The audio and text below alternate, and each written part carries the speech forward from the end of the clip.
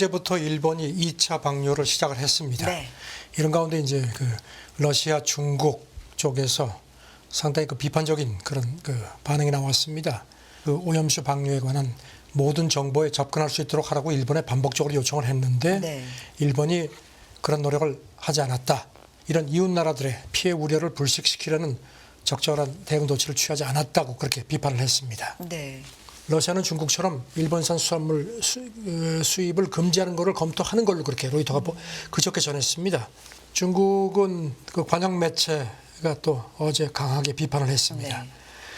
글로벌 타임스가 어제 기사를 냈는데 일본이 이웃 나라하고 자국민의 신경을 쓰지 않고 불량 국가처럼 행동하면서 핵 폐기물이라는 표현까지 썼습니다. 핵 폐기물을 방류한다. 불량 국가라는 표현이 사실 미국이 많이 썼죠. 과거에 북한, 이란 등에 써온 표현인데 그거를 또 가져다가 썼습니다.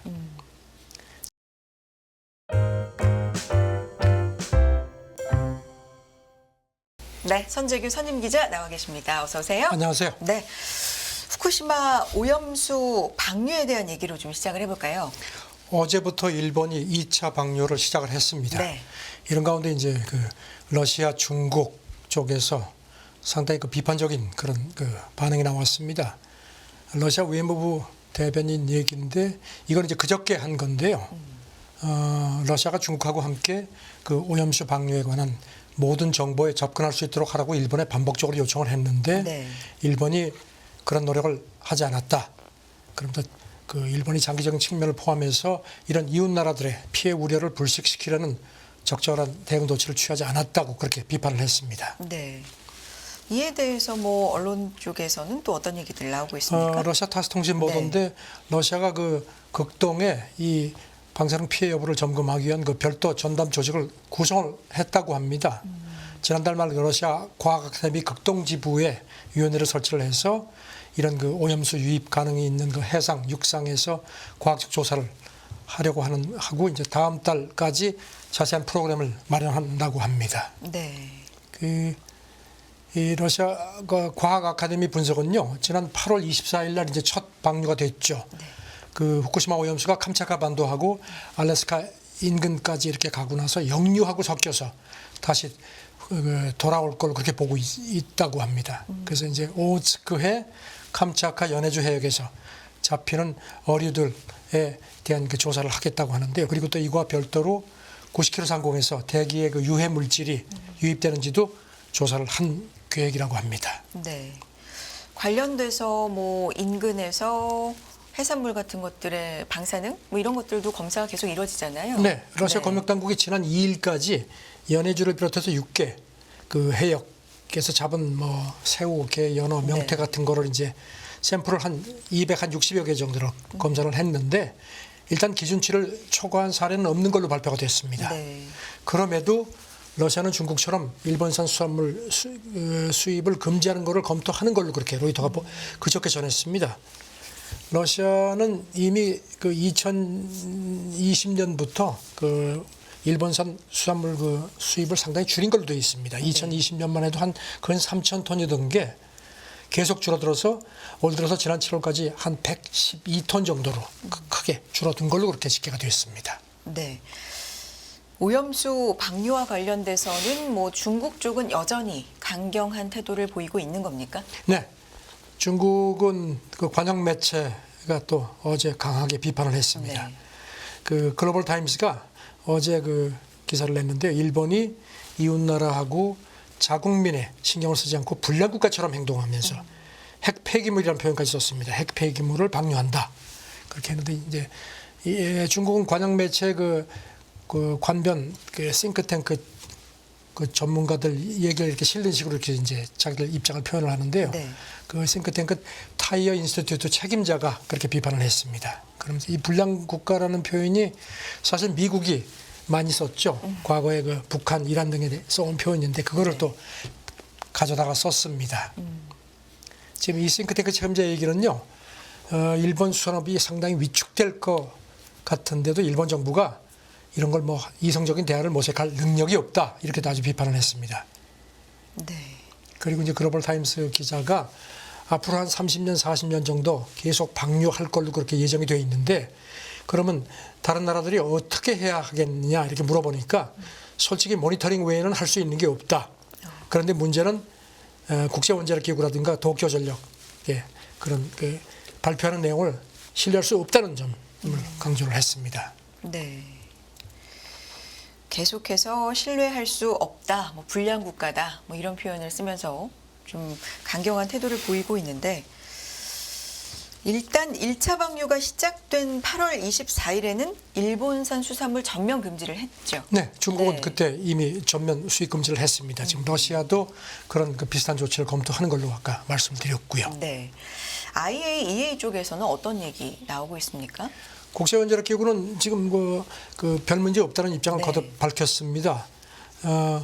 어제 이제 그 2차 방류가 이제 어제 오전에 시작이 됐는데 성명을 냈습니다. 그러면서 그 삼중수소 농도 이게 이제 가장 이제 그 관심사죠. 일본이 운영하는 기준치보다 훨씬 낮은 걸로 국제원자력기구 그 현장 전문가들이 확인했다고 성명이 밝혔습니다. 그러면서 네. 독립적으로 분석을 했다는 점을 강조를 했고요.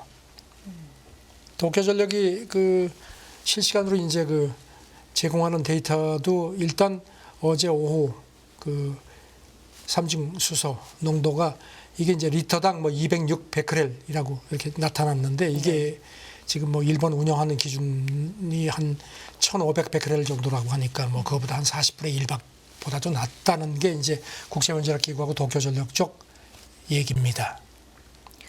그러니까 이렇게 발표를 하고 있지만 믿을 수 없다라는 국가들이 이제 많은 거고. 그렇죠. 네. 네. IAEA 실시간 데이터 계속해서 발표를 하고 있지만 일부 국가들은 여기에 대해서 신뢰성을 계속해서 좀 이의를 제기하고 있는 상황이고요. 관련돼서 또 추가적인 내용 어떤 게 있을까요? 그래서 어제 그 런던 국제해사기구 본부에서 네. 그 런던 협약 런던 의정서 그 당사국 총회가 열렸습니다. 그런데 여기서도 이제 후쿠시마 오염수를 논의를 해야 하는지를 두고선 또 네. 얘기들이 오갔는데 중국하고 러시아는 논의를 하자.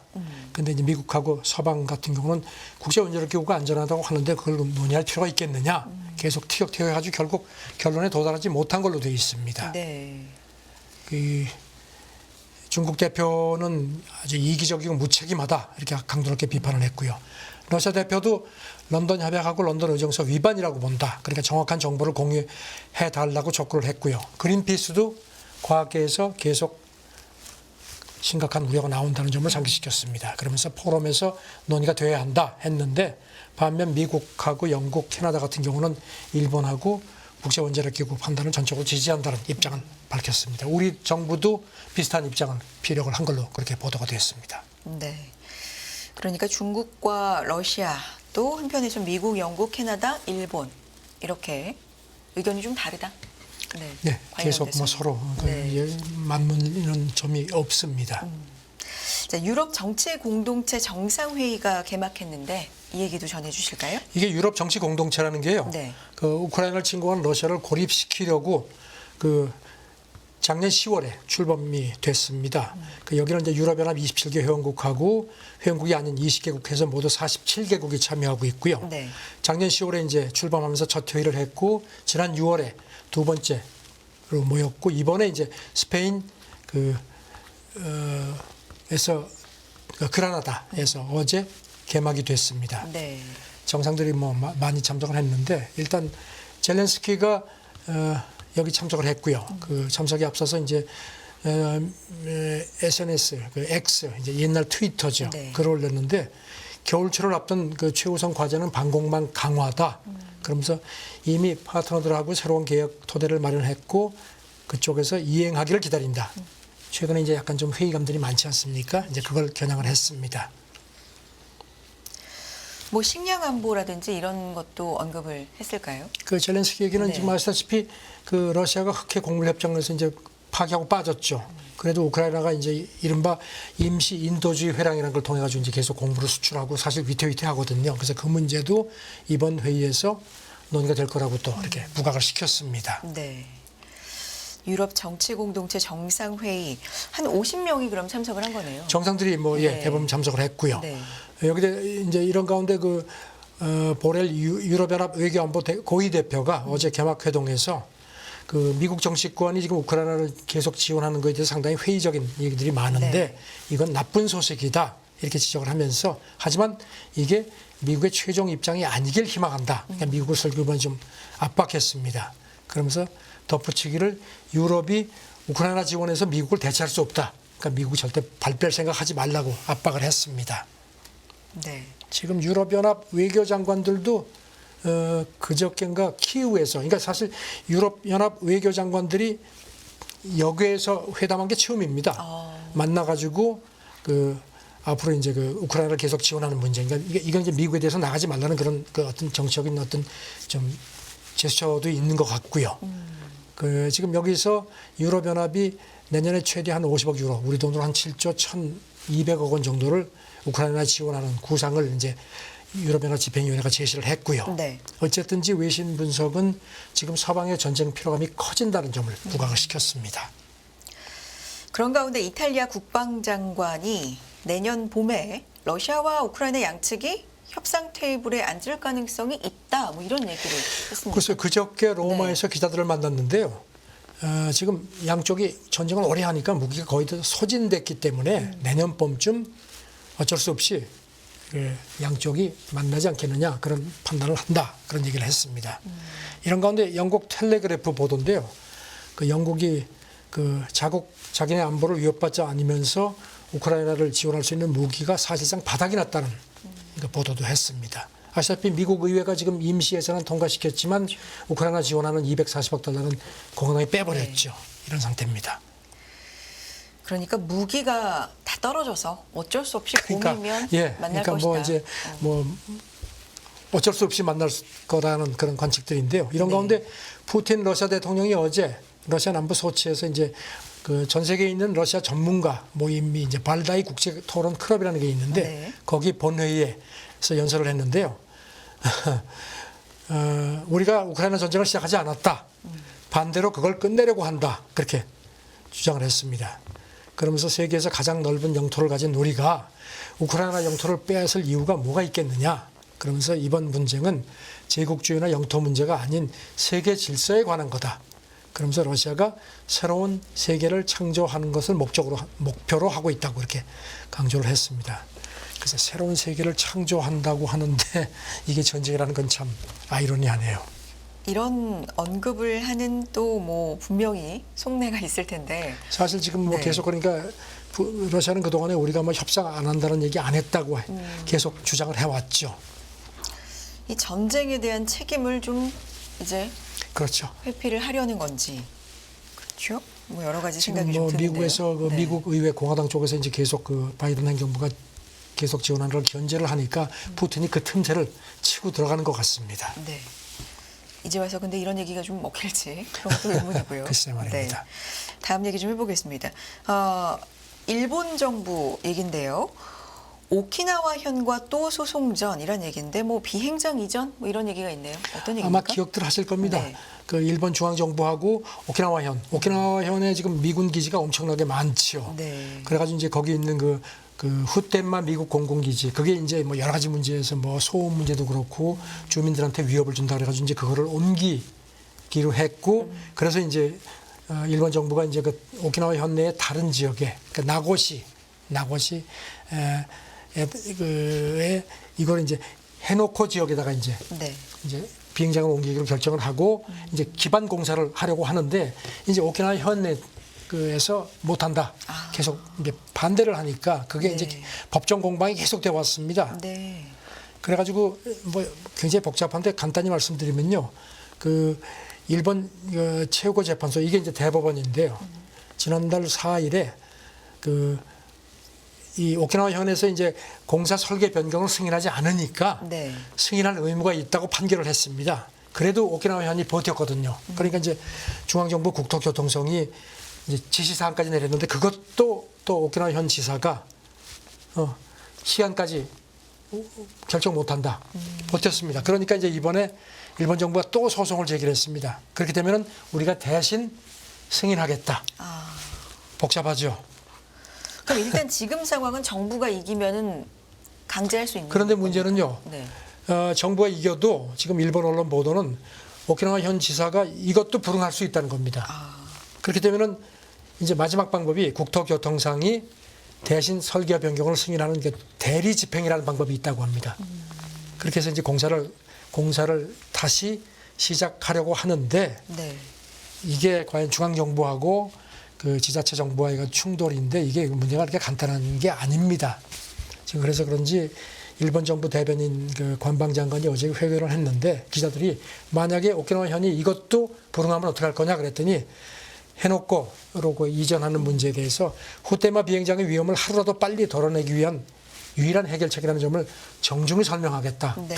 그러면서 현지에 정중히 설명을 하고 오키나와 현의 그 부담, 뭐 정치적인 부담이라든가 이런 걸 덜어주기 위해서 최선을 다하겠다. 그러니까 가능하면은 충돌하지 않고 해결하고 하는데 지금 오키나와 현 쪽에도 그렇고 거기 주민들은 아주 강하게 반발을 하고 있습니다.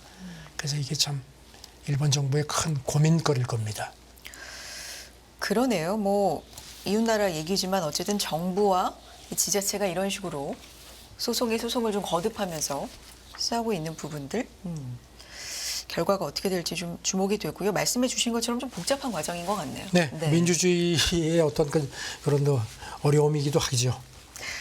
다음 얘기 미국의 파업 얘기를 좀 해보겠습니다. 간밤에도 미국 시장에서 뭐 자동차 관련된 기업들의 주가들이 좀 많이 움직였었는데 파업이 좀 확산되고 있다고요. 작가, 배우, 자동차 이어서 이제는 의료 노조도 사상 최대 파업입니까? 어젯밤 그 외신을 보니까 네. 전미 자동차 노조하고 포드하고 그 협상이 조금 뭐 일부 진전이 있는 것 같다. 그래서 뭐 빠르면 오늘쯤 그 전미 자동차 노조 위원장이 뭔가 좀 모종의 뭐 발표를 할지 모른다는 얘기도 나오는데 그래도 지금 자동차 3사 노조 지금 3사가 동시 파업하고 있죠. 네. 3주째 접어들고 있죠. 근데 그것만이 아닙니다. 지금 보니까 미국에서 그 할리우드 배우, 방송인, 작가 또 파업을 하고 있거나 오랫동안 하다가 중단이 일부 됐고요. 그다음에 자동차 파업 말씀드린 대로 지금 이어지고 있고 거기 더해서 이번에는 또 의료, 보건 부분까지 대대적인 파업에 들어갔습니다. 지금 보니까 미국의 그 카이저 퍼머넌트라는 큰 병원 조직이 있는데요. 네. 이게 이제 워싱턴 D.C. 포함해서 뭐 미국 전역에 한 몇백 개가 넘는 병원을 운영하고 있습니다. 여기 소속된 간호사도 한 근 7만 명, 의사 같은 경우도 한 2만 4천 명, 굉장히 큽니다. 근데 여기가 지금 어제부터 4월간 총파업에 들어갔습니다. 그동안에 뭐 코로나 대응 때문에 인력도 많이 부족하고 인플레 때문에 이제 임금도 조정해야 되는데 이제 협상을 하다가 안 되니까 파업이 들어갔는데 지금 공중보건 그 부문 파업으로는 미국에서 가장 큰 걸로 그렇게 지금 지적이 됐습니다. 네. 의료계 종사자 몇만 명의 동시 파업이 지금 미국에서도 좀 사상 최대 파업이다. 규모가. 뭐 이렇게 평가가 되고 있고요. 이게 그러니까 사실 이런 일이 있으면 제일 피해를 보는 건 환자들이니까. 환자죠. 그리고 그렇죠. 지금 바이든 행정부도 아마 지금 속이 탈 겁니다. 네. 지금 바이든 행정부가 그동안에 노조에 굉장히 뭐 지난번 자동차 노조 파업 현장에 가서 피켓 라인까지 같이 쓰고 했는데 이런 식으로 조금 파업이 확산되니까 이렇게 되면 이제 공화당 쪽 특히 트럼프가 아마 이걸 또 물고 늘어질 가능성이 큽니다. 네. 확실히 미국에서 뭐 파업 얘기가 굉장히 좀 최근에 많이 들립니다. 작가, 많이 배우, 들리죠. 자동차. 네, 많이 들리죠. 네. 이제는 의료, 노조까지. 이게 말씀해 주신 것처럼 지금 중요한 선거, 큰 선거를 한 1년 정도 앞두고 있기 때문에. 그리고 또 미국이 네. 뭐 자동차 노조 파업에서도 그 말씀드렸지만 그동안에 이제 그 자동차 부문 같은 경우에 이제 수익성이 많이 개선이 됐으니까 그 회사만 그 갖지 말고 그걸 노동자들한테 돌리라는 게 이제 네. 그게 바이든 행정부의 입장이고 일본 기시다 총리도 비슷한 얘기를 했죠. 그러니까 이제 노조 목소리가 커지는 그런 상황입니다. 네. 다음 얘기를 좀 해보겠습니다. 영국 얘기인데요. 담배 구매 연령 매년 높여서 비흡연 세대를 만들겠다. 총리가 이렇게 얘기를 했네요. 순핵 총리가 지금 이제 영국이 내년에 이제 곧 이제 내년쯤 이제 총선을 할 그 전망이고 몇 차례 말씀드렸지만 지금 보수당 인기가 많이 떨어졌어요. 보수당이 정선에서 질 가능성이 많이 있다는 관측들이 나왔거든요. 그러니까 이제 순핵 총리 이후를 대비해서 지금 영국 그 보수당 내에 그 강경한 목소리들이 커지고 있거든요. 네. 이런 가운데 이제 순핵 총리가 안 되겠다 싶었던지 그저께 맨체스터에서 그 보수당 전당대회가 열렸는데요. 거기 이제 취임하고 나서 처음으로 참석을 했습니다. 그리고 이제 몇 가지 연설을 하면서 몇 가지 이제 자기 구상을 내놨는데 상당히 개혁적인 내용들이 있습니다. 말씀하신 담배, 이제 흡연, 이제 금연 확대에 대한 아주 그 자기 구상을 내놨는데 담배 사는 연령을 매년 높여서 아예 담배를 피울 수 없는 세대를 만들겠다. 이런 얘기를 내놨습니다. 뭔가 하면은 2009년 이후 출생한 그리고 이제 현재 이제 14세 네. 가 이제 미만인데 성인이 돼도 합법적으로 담배를 살 수 없도록 하겠다. 그러니까 매년 지금은 이제 담배를 살 수 있는 연령이 18세인데 이거를 한 살씩 이제 높인다는 겁니다. 네. 그렇게 되면 이제 2040년부터는 이 2009년 이후 출생자는 아예 합법적으로 담배를 살 수 없게 된다. 그렇게 얘기를 강조를 했습니다. 지금 참고로 뉴질랜드 같은 경우는 2008년 이후부터 이후 출생자는 담배를 살 수 없도록 이미 조치를 했고요. 덴마크도 비슷한 조치를 검토 중인 걸로 되어 있습니다. 건강 측면에서 생각하면은 뭐 바른 일이라고 할 수 있지만 이게 실효성이 있을까요? 그래서 지금 담배 업계 이후부터, 네. 얘기가요. 그렇게 하면은 그렇다고 담배를 못 살 것 같으냐? 그러게요. 암 거래되는 걸 사면은 범죄 조직만 돈 벌게 해주는 거 아니냐 이런 얘기를 합니다. 자, 어쨌든지 순핵 총리가 이 얘기하고 나서 담배 회사 주가는 확 빠지긴 했습니다. 네. 그러니까 뭐 나이가 다르다 그래서 누구는 살 수 있고 누구는 살 수 없고 이런 글쎄요. 거에 대한 논란도 조금 제 생각엔 있을 것 같기도 하고. 그리고 또 네. 그다음에 이제 교육 개혁도 손을 대겠다는 건데요. 네. 16세 이후 교육을 개편하겠다. 학업에 기술 교육까지 결합해서 지금 영국 같은 경우는 보니까 지금 과목이 3개 정도밖에 안 된다고 하네요. 그리고 이제 이거를 최소 5개 정도는 늘리고 수학하고 영어는 필수로 하겠다는 게 이제 순핵 총리 구상입니다. 네.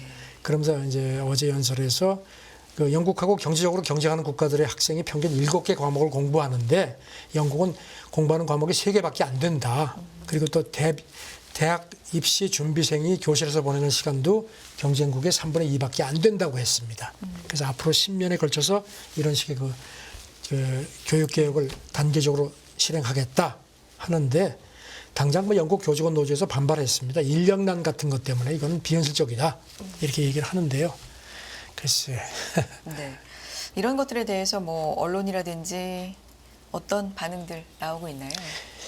일단 BBC 분석을 보면은 네. 이제 순핵이 아까 말씀드린 대로 이제 그 보수당 내에서 입지가 흔들리는 것을 의식을 한 것 같다는 겁니다. 그래서 자기가 이렇게 마거렛 대처 이후에 아주 진정한 휴게자로 이미지를 부각시키려고 하는 것 같다. 그러니까 순핵도 어제 연설하면서 이런 얘기를 했습니다. 올바름이 아닌 쉬운 결정을 부추기는 정치 체제가 지난 30여 년 유지돼 왔다. 그러면서 보수당 그 전임자 5명을 포함해서 대처 이후에 모든 영국 총리가 제대로 못했다. 나는 그렇게 하지 않겠다. 변화를 위해서 과감하게 도전하겠다고 강조를 했습니다. 네.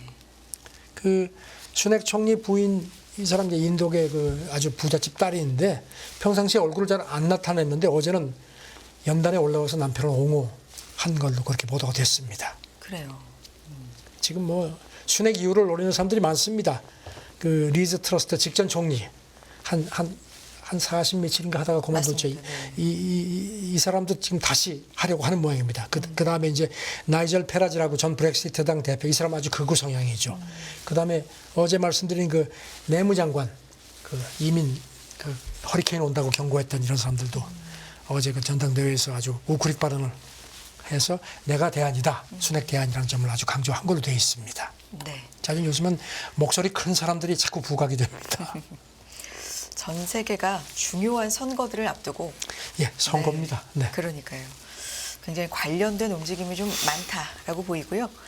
마지막에 커피 얘기 해보겠습니다. 또 기자님께서도 커피 굉장히 좋아하시고 매일 좋은 향기 커피를 또 내려서 많이 나눠주시는데 이거 어떤 얘기입니까? 미국의 스타트업이 세계 첫 무원두 커피를 출시하는 겁니까? 했습니까? 이거 어떤 얘기죠?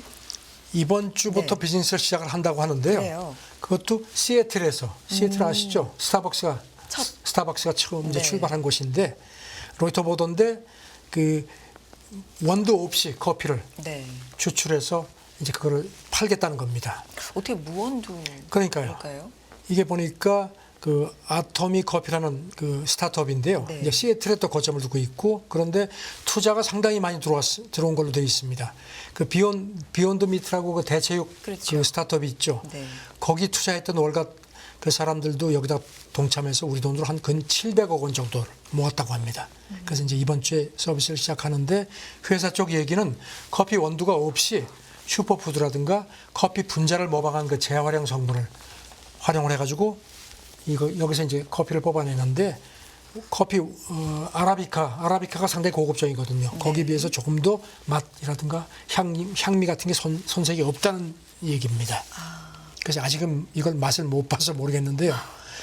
이쪽 회사 얘기는 또 지금 커피 원두 재배하는 경우에 이제 이런 게 물 같은 게 많이 들어가고 탄소 배출도 되고 해서 친환경적이지 않은데 자기네는 이렇게 하면은 뭐 거의 그런 것을 뭐 제로에 가깝게 할 수 있기 때문에 친환경 상품이기도 하다는 점을 강조를 한다는 겁니다. 네. 실제로 타임지가 2020년 작년에요. 200대 발명품에 이 무원두 커피를 포함을 시킨 걸로 그렇게 되어 있습니다. 그렇군요. 그런데 이제 문제는 값이 좀 비쌉니다. 지금 비쌉니까? 커피 네. 원두보다 한 2배 정도 비싼데 지금 이쪽 회사 얘기는 그래도 전 세계 주요 커피 기업들이 자기들하고 협상 중이다. 왜냐하면은 지금 기후이기 때문에 커피 원두 재배 면적이 자꾸 줄어들 수밖에 없다는 겁니다. 그래서 2050년이 되면은 지금의 한 절반 수준밖에 안 되기 때문에 커피 회사들도 대안을 찾고 있고 해서 자기들이 전망이 밝다 이렇게 강조를 하는데 글쎄요 커피 원두를 재배해서 먹고 사는 어려운 나라들이 많은데 이게 어떤 분은 잔인한 자본주의 아니냐 뭐 이런 얘기도 하는데 글쎄요 참 그래서 이거를 반겨야 할지 어떨지 모르겠습니다. 환경적인 측면으로는 뭐 긍정적일 수도 있겠지만 말씀하신 부분도 들어보니까 예. 네. 사실 커피 원두를 갈아서 이렇게 내리고 하는 그런 것도 하나의 커피 맛을 즐기는 과정 중에 하나인데 글쎄요 네. 세상의 기후이기 때문에 많은 게 변하네요. 무원두 커피 출시 얘기까지 국제뉴스 들어봤습니다. 선재규 선임기자였습니다. 기자님 고맙습니다. 네, 감사합니다. 끝없는 위기 속 기회는 언제나 숨어 있습니다. 성공한 투자 고수들과 나눈 투자의 철학. 다가올 기회를 잡아내는 부의 만찬으로 여러분을 초대합니다. 푸짐하게 한 상 차려놓았습니다.